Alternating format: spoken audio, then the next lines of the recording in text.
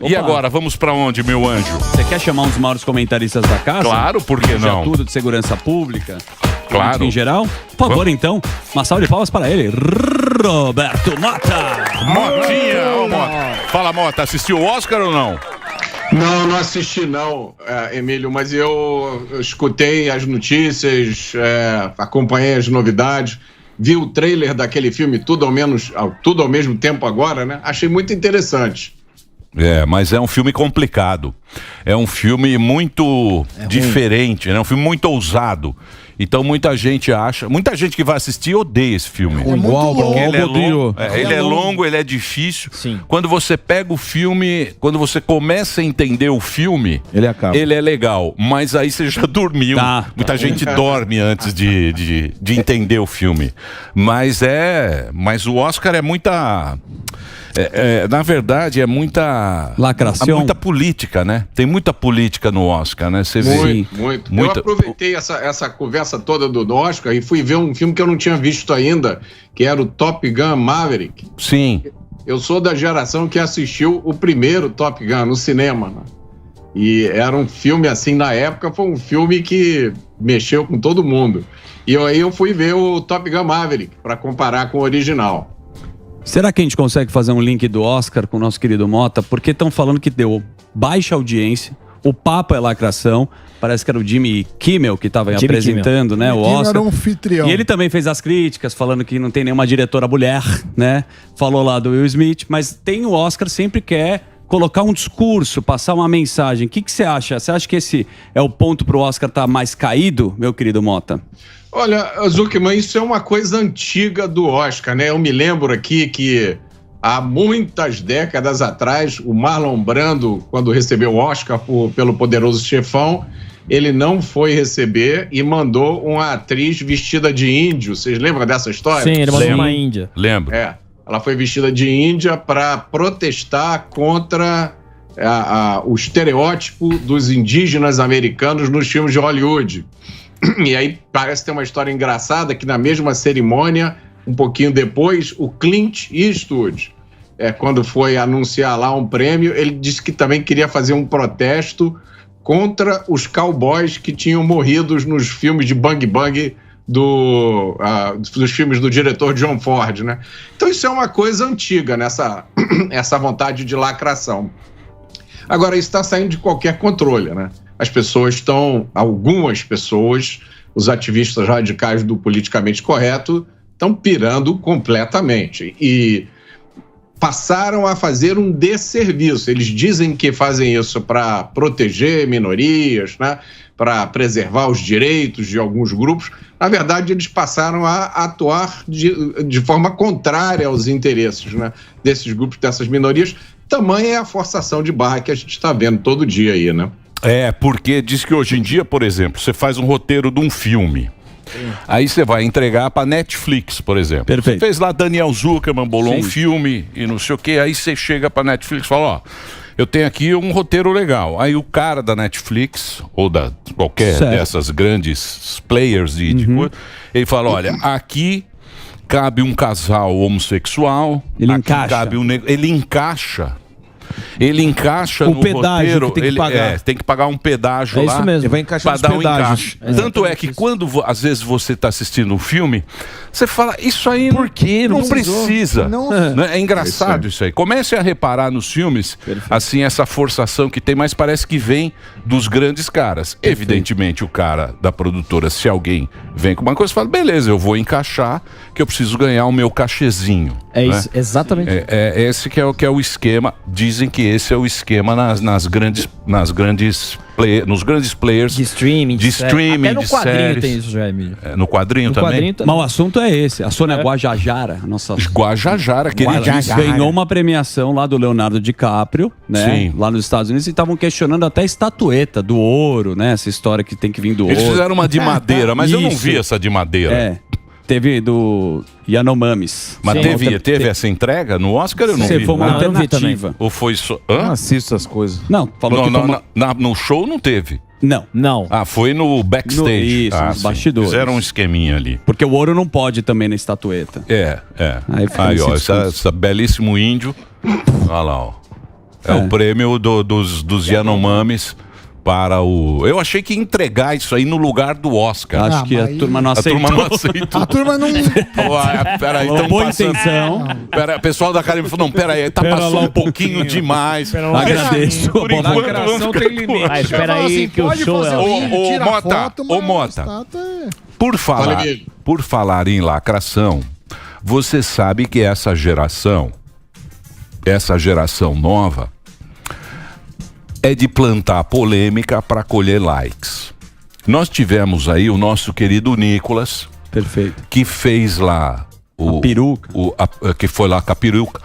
Eu não gostei pelo decoro parlamentar. Eu acho que quando o cara tá lá, ele tem que ter, aquele esquema. Eu entendi o que ele falou. Apesar de concordar com o que ele falou. Eu entendi o que ele falou. Eu entendi mais ou menos o que ele... O ponto. A mensagem. Isso, a mensagem que ele quis levar aquilo lá. Acho que faz muito sentido o que ele falou. Sim. Que sobre as mulheres, sobre o Dia das Mulheres e tal. Mas o que acontece? É o que acontecia entre Jair e o nosso querido Jean Willis. Porque ele dá voz pra Batatinha. A Batata, você sabe que conhece a Batata, né? A Batatinha. Como você não conhece a Batata? O Charmander. Porra, que é isso? Batatinha. Cabelinho. Limpinha. Muito limpinha a Batata. Ele agora pegou pilha com a Batata e ficam os dois, porque a Batata agora, ela virou... A Batatinha virou a lacradora oficial do Brasil. Sim, é o selo vermelho. Ela é a pessoa que vai fazer muito linchamento aí. Raio cancelador. Isso aí. Então o que acontece? Ele fica nutrindo a Batata e a Batata nutre ele. Ou seja, é a mesma coisa que acontecia. E eu acho isso ruim, cara. Você não acha? Emílio, eu acho que tem alguns aspectos dessa questão aí, né? Primeiro tem o tema, né? Que é um tema, eu diria, não é o tema mais importante no Brasil de hoje, né? Talvez não seja o tema mais importante no mundo, mas é inevitavelmente um tema que está afetando as nossas vidas. Então, de uma forma ou de outra, é preciso abordar esse tema. Aí vem a questão da forma, né? Qual foi a forma que o Nicolas escolheu para colocar isso em jogo? Eu não teria feito assim, mas eu sou eu, né? Você tem o seu jeito de colocar. Se você fosse convidado para tratar desse tema, você talvez tivesse abordado de uma forma diferente. Agora, quando a gente olha o cenário político, Emílio, você fez um resumo perfeito da história, né? O outro lado, né, o outro lado do debate usa um tipo de abordagem que é bem parecida com a que o Nicolas usou, né? É uma de provocar controvérsia, de provocar um certo choque, uma surpresa, tirar as pessoas da zona de conforto. A deputada que você está se referindo aí, né, ela tem um arsenal de táticas que é copiado da esquerda americana. Inclusive, tem uma deputada americana, cujas iniciais são AOC, né? Alexandra Ocasio-Cortez, se eu não me engano. Olha, é o modelo da Batata. Se você olhar, é o mesmo modelo, né? De uma pessoa de classe média, bonitinha, cheirosinha, né? Com posturas totalmente radicais, revolucionárias, lacradoras, e que, Emílio, conquista pela forma o coração de muita gente. Muita gente que acha que, não, porque ela está falando nessas coisas, está fazendo uma defesa das minorias, e que, na verdade, não é nada disso, né? Então, eu acho que você tem razão. O Nicolas escolheu se contrapor a essa turma do outro lado, e eu acho que quando você pensa em política, isso é uma estratégia válida, né? Nem todo mundo precisa falar as coisas da mesma forma. O Nicolas, isso a gente nunca pode esquecer, né?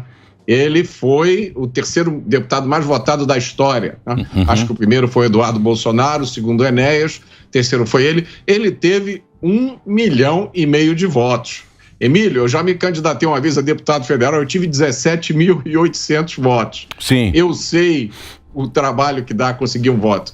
Então, o Nicolas se comunica muito bem com essa nova geração, e se você examinar as coisas que ele disse, né, ele tem um ponto ali. O ponto dele, ele tem um argumento que precisa ser discutido. Qual foi a reação do outro lado? Impeachment nele, caça, né, tira ele daqui, prende, acaba com ele.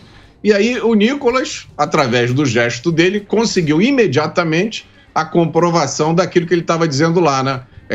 Na verdade, o ponto principal dele foi o tal do lugar de fala. Sim. E você só pode discutir alguns assuntos se você se encaixar em determinadas Então, características. mas aí que tá o negócio, porque como você não pega no contexto, é tirado do contexto isso aí. Sempre. Tanto é que eu queria trazer ele aqui para ele explicar isso, porque essa história ela é maior. Porque as mulheres não queriam deixar ele falar, porque ele não tinha lugar de fala, Sim. e ele fez esse negócio e tal, não sei o quê. Pois é, Mas o que acontece? Quando ele faz isso e é colocado dessa maneira, ela fala: você é transfóbico. O que você fez foi ser transfóbico. E ninguém quer ser transfóbico. Ninguém quer ser linchado por ser transfóbico. Ninguém quer ser cancelado por isso. E não foi isso que ele fez. Perfeito. Só que ela, neste momento, a Batata, ela aponta o dedo e fala: transfóbico. E ela é muito batatinha. Batatinha do McDonald's. Você fala: porra, eu acho que deixa em dúvida se ele é transfóbico ou não. É isso que eu tô falando, Sim, entendeu? exato. Mais um fica nutrindo o outro. Exatamente, não pode. E agora eu te pergunto, vai resolver a transfobia? Vai resolver o problema do cara que não tem emprego? Não vai. Vai resolver o cara que... Só conseguiram não vai likes resolver e nada. seguidores na Claro. rede social, os dois lados. Exatamente. Mas a intenção talvez seja essa. Mas a Planta intenção é polêmica, óbvio que é essa. colhe likes e acabou. E o problema mesmo não se resolve. Não se resolve. Esse que é o Desvia problema. o assunto. E era isso Mas é isso que eu falei. Eu acho que a gente tem que separar duas coisas aí, né? O tema que ele levantou ali, que é um tema relevante, isso que você falou, Emílio, é importantíssimo. Isso não acontece só no Brasil. Tem um livro muito bom do Ben Shapiro, que é um escritor americano, jornalista, lançado há pouco tempo, chamado Momento Autoritário, em que ele descreve essa mesma coisa acontecendo nos Estados Unidos. Ele diz, olha, as pessoas que têm voz pública, elas vivem apavoradas com medo de alguém desencavar uma coisa que você falou há 20 anos atrás, né, para usar aquilo contra você e chamar você de todo tipo de coisa, com uma grande importante diferença, meus amigos. Tá? Aqui no Brasil, várias dessas opiniões são criminalizadas em lei. Nos Estados Unidos não é assim. Nos Estados Unidos você pode ser cancelado. Está acontecendo agora com aquele cartunista Scott Adams, que é o criador do Dilbert, um personagem que fala sobre vida em escritório. Sim. Ele está sendo cancelado, nem sei exatamente o que foi que aconteceu, mas ele está sendo cancelado, o Elon Musk está defendendo ele. Então isso acontece nos Estados Unidos e acontece no Brasil, com uma grande diferença. Aqui no Brasil, né, isso que a gente está vendo no caso do Nicolas, as pessoas entram com um processo contra você, você está arriscado a ser condenado por um crime e sofrer consequências gravíssimas. Ô Mota, só para não sair desse tema, você não acha que isso aí dá uma enfraquecida? Por quê? Porque, como o Emílio explicou muito bem, essa narrativa que cria de uma pessoa totalmente bonitinha falando que o cara é transfóbico, você não acha que isso daí enfraquece um pouco o argumento dele? Porque o que a gente vê são só isso, exatamente o que o Emílio falou, são a busca do like, isso repercute, mas nada se resolve. Enquanto o que ele falou era uma coisa que a gente sabe que tem força, que acontece. É de verdade, né? É uma coisa de verdade.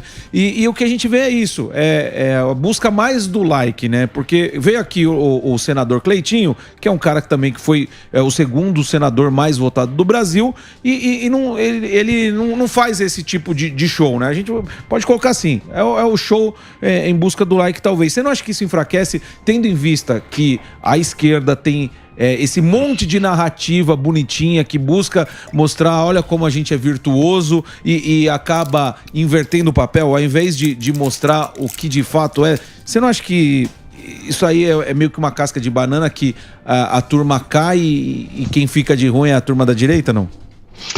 Morgado, eu não tenho uma resposta precisa para essa sua pergunta, não. Eu não sei se isso enfraquece o argumento que o Nicolas colocou.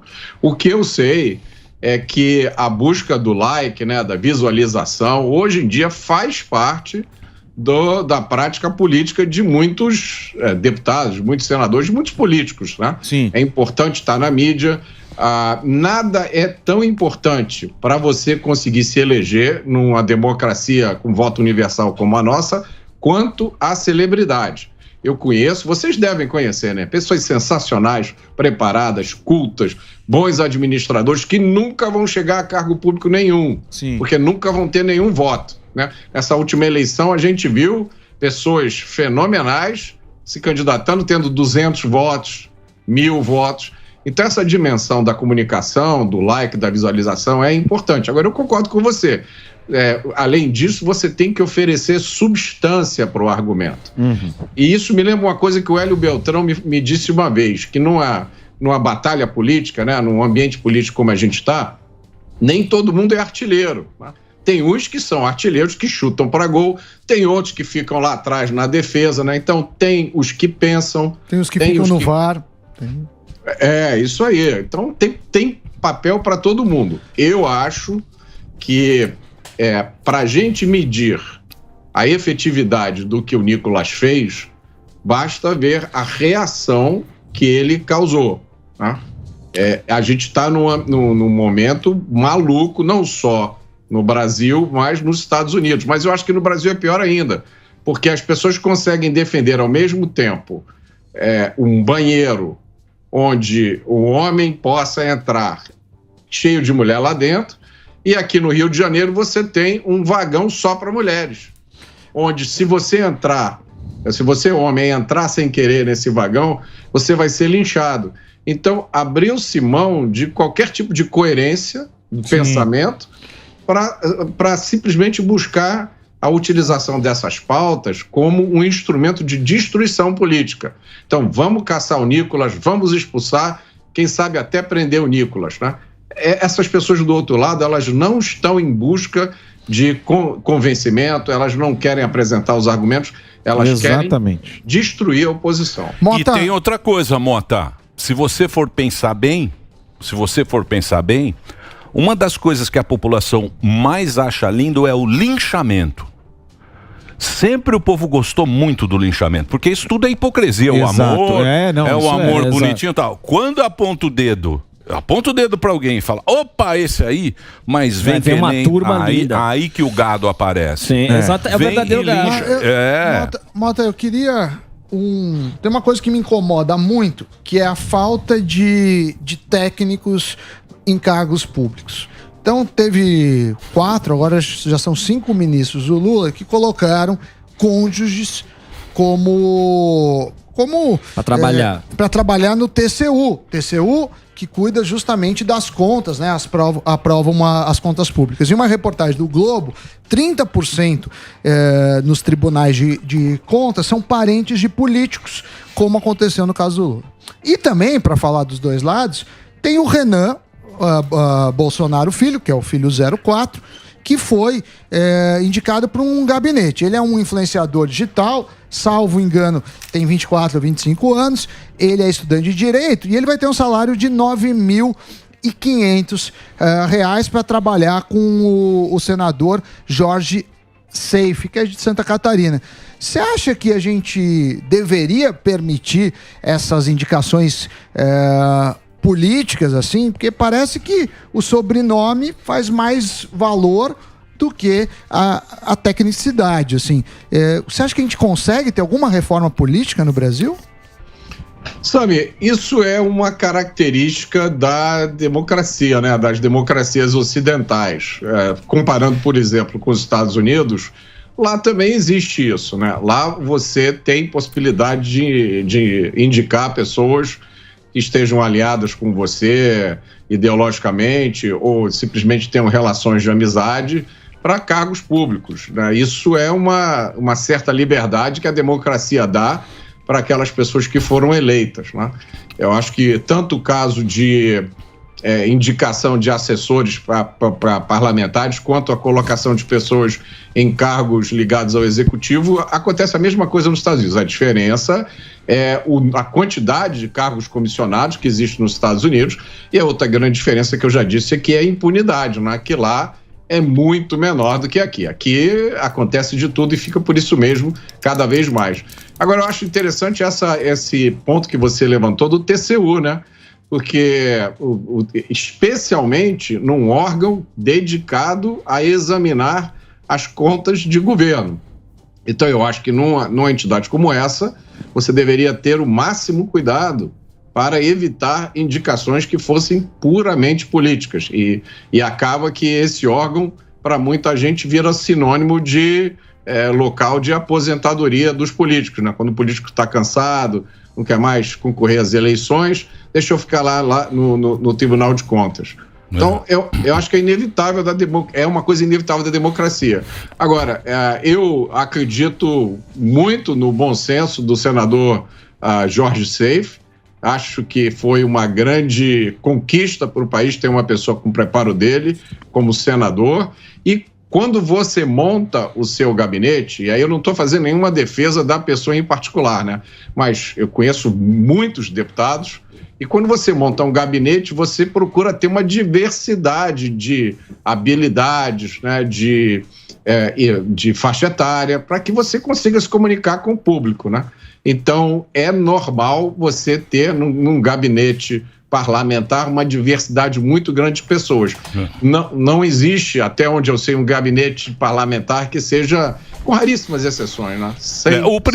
O primeiro que fez isso foi o Bolsonaro, né? No primeiro Bolsonaro lá atrás foi colocar cara técnico em todos os... No Ministério. No Ministério, isso. O gabinete dele era só técnico. Guedes, você vê, deu totalmente errado. Não funciona. Então é melhor você trazer os amigos. Por exemplo, se eu fosse ser o presidente, meu gabinete já está decidido aqui. Segurança, o Mota. Economia, Samidana. Colocaria na cultura o nosso querido Rogério Morgado. E na saúde, o nosso querido Alba. Eu posso entrar no turismo. Eu conheço um pouco. No turismo. Eu conheço um pouquinho. Claro, tem que ser os amigos. Você vê que o Bolsonaro só botou cara top de técnico, aí o que deu? Não dá certo, bicho. Não dá certo. É bom. Tem que meter a companheirada. A companheirada tá lá, se acotovelando para arrumar um cargo. Emílio, só complementando aqui, eu acabei de receber aqui uma mensagem do senador, só esclarecendo, né? Que, segundo ele está me dizendo aqui, não foi indicação política, foi ele que convidou, e que o Renan trabalha com editoração eletrônica no gabinete dele, ajudando a alimentar as redes dele com as informações sobre as atividades parlamentares. É isso aí. Ô, Mota, eu queria... Já você quer fazer? Não, pode fazer uma. Uma rápida, né? É a questão do técnico versus o ideológico. Porque, por exemplo, o Nicolas pegou essa pauta ideológica e tem os caras mais técnicos, que é, por exemplo, o Zema e o Tarcísio, que eles não entram nesse vespeiro ideológico.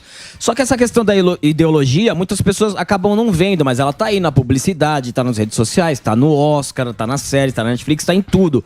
Você acredita que é uma vantagem não entrar nesse vespeiro ideológico ou uma desvantagem para você não mostrar para o público o perigo dessa questão? Olha, eu tenho uma frase que eu publico de vez em quando nas redes e dá sempre muita discussão, que eu digo o seguinte: o empresário que acha que esse negócio de ideologia é besteira, agora vai ter a sua empresa fiscalizada, taxada e regulamentada por pessoas que acham que esse negócio de lucro é crime. A ideologia está em todo lugar. Mesmo que você pessoalmente, né? Outra coisa que eu digo, não interessa se você não acredita nesse negócio de direita e esquerda, porque as pessoas que vão mandar em você acreditam. Então, eu vou só mudar um pouquinho o que você colocou. Eu tenho visto, né? Eu acho que tanto o Tarcísio quanto o Zema têm posições ideológicas muito claras. Eles não são lacradores, né? Eles não entram no território da lacração. Mas eu acho que foi esse final de semana que o Zema publicou um vídeo em que ele dizia que lá em Minas se levava a sério a proteção da propriedade rural, né? Que era por isso que lá não estava acontecendo nenhuma invasão. E em várias afirmações do Tarcísio você percebe claramente onde ele se situa no campo ideológico, né? Eles só não ficam colocando isso como a peça principal da atuação política deles, né? Muito bem. É verdade. Eu gostaria de agora aproveitar que o nosso querido Mota tá aí. Ô Mota, você sabe que os caras fizeram o consórcio, né? Nós ficamos sozinhos, olha a carinha dele. Ficamos sozinhos. Nós ficamos sozinhos no porão. O consórcio era uma coisa que, porra, juntou a... Você tá no subsolo agora. Os Brancaleone lá, defendendo ideia, defendendo outro lado, brigando, trazendo ideia e tal, não sei o quê. Mas o consórcio, agora o consórcio pegou a bandeira. E eu gostaria de mostrar agora para vocês mais uma pérola do consórcio que está aí, ó. Amiga do Sami. Amiga do Sami. Baita amiga do Sami. É só jogar na internet. O cenário econômico não é desastroso, mas também não é muito positivo. O que você entende por isso, meu querido Mota, com esta manchete? Eu entendo, Emílio, que nós estamos no fim de um ciclo, tá? E que uma das grandes realizações da Jovem Pan foi ter entendido isso, né? Ter feito essa combinação de mídia tradicional com as redes sociais, ter aberto espaço para pessoas que nunca tiveram espaço na mídia, né? Ter conseguido, por exemplo, fazer essa combinação maravilhosa aqui de humor com coisa séria. E eu tenho um sentimento, Emílio, de que nós, né, os que ainda se aventuram a falar de forma clara, ousam, né? Eu acho que a gente pode dizer isso, né? A gente ousa, a gente corre o risco de dar nome aos bois, de explicar como é que as coisas são. Eu acho que uma manchete como essa mostra o tamanho do papel que a gente está cumprindo no Brasil hoje, né? Como é importante registrar o que está acontecendo para que as pessoas no futuro não tentem recriar o passado do Brasil baseado numa matéria como essa aí. Muito bem. Mota, obrigado pelo papo. Boa. Diretamente do Rio de Janeiro, tá aí, ó. O Mota está aí, tem os livros do Mota que são muito bons. Da esquerda cabeça. Exatamente. @Roberto Mota Oficial. Esse aí é o Instagram do Mota. Tá aí, ó. Roberto Mota Oficial, Mota com 2 T's. Para você que está no rádio do carro, para você que está ouvindo pelo rádio, o Mota dele tem 2 T's e oficial.